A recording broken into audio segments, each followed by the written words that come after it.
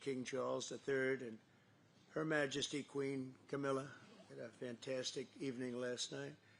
But the exquisite honor of a second official state visit, the first ever, it's the first time it's ever been done, was, really was an honor. Such great history, and to think it's a first.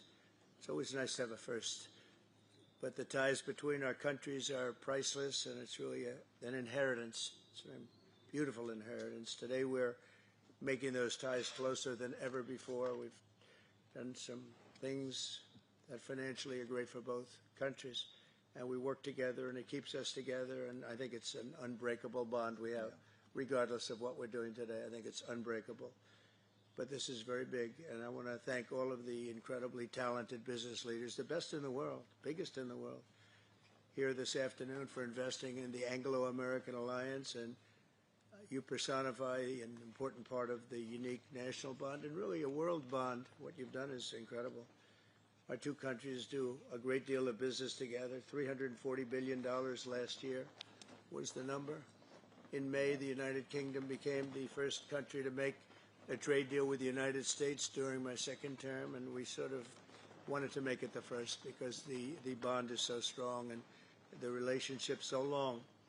That agreement will create billions of dollars in opportunities for American farmers to sell their products into the UK, reduce barriers to trade, and give the U.S. manufacturers better access to the UK's world-class aerospace supply chain, which is really is world-class. A lot of people don't understand it. The importance of that particular asset that you have. It's a beautiful job you've done.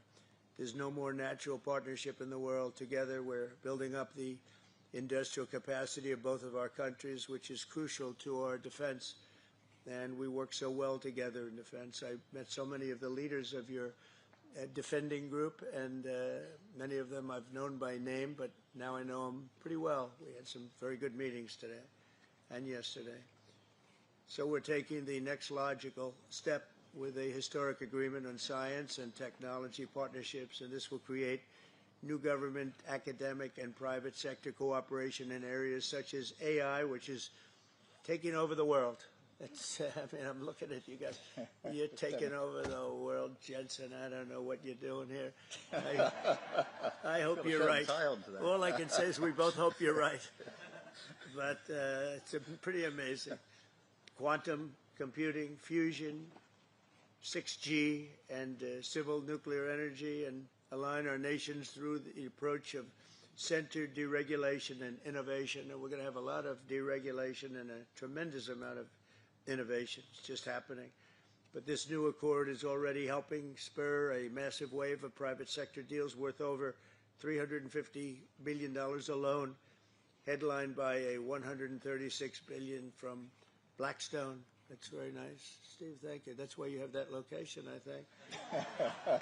It's considered the best seat of the year. Yours is pretty good too, Jensen. That's good. That's great, Steve. You know what you're doing better than anybody. American company X Energy and British company Centric has been announcing, and really for a long while they've been talking about this deal, the deployment of modular nuclear reactors across the UK, all across the UK. It's been in the wind for a couple of years, and now we're getting it done, generating more than $50 billion in economic value, creating up to 2,500 jobs, and powering 1.5 million homes. That's a lot of homes. 7 decades after British genius Alan Turing pioneered the field, this agreement will also help America and our British allies dominate the future of artificial intelligence. You need the energy. You have to have the energy. That's one thing I learned very quickly. They need a lot of electricity. In the United States, you need double what we have right now just to maintain that fight. We're right now, and I want to say, leading China and the world by a lot in AI, a lot. And we're creating tremendous amounts of energy and letting you create your own electricity in many, many cases. And we're giving you very rapid approvals. We're getting them approvals like they've never seen before. They used to wait 15 and 20 years to be rejected. Now they wait 2 weeks or 3 weeks to be accepted. That's a pretty big difference. And at the same time, we always have the environment in mind, but we move them along. We're committed to ensuring that you have secure and reliable sources of American AI and quantum technology. We intend to always be the UK's strongest, closest, and most trusted business partner. Very important to us. The relationship is very important. 1 year ago, our country was in serious trouble. The King of Saudi Arabia, a great gentleman, you all know him. He said, "Sir, your country was dead 1 year ago, and now you have the hottest country anywhere in the world," and it's true. We'll have more than $17 trillion invested in our country this year. 17 trillion, which is many, many times what we had last year, and we're only in our just about almost ninth month. It's moving along quickly. It's amazing. I was saying we're in our third month, our fourth month, our fifth month, but we're at, it's going to be over $17 trillion. No country has ever had anything like that, even close. GDP last quarter was 3.3%. Despite all of the things we're doing, one of the things we're doing, which I'm very proud of, is the border. We now have a totally closed border, totally secure for 3 months. 0 people came into our country, bad people. And they come in, but they have to come in legally. We have a great process going.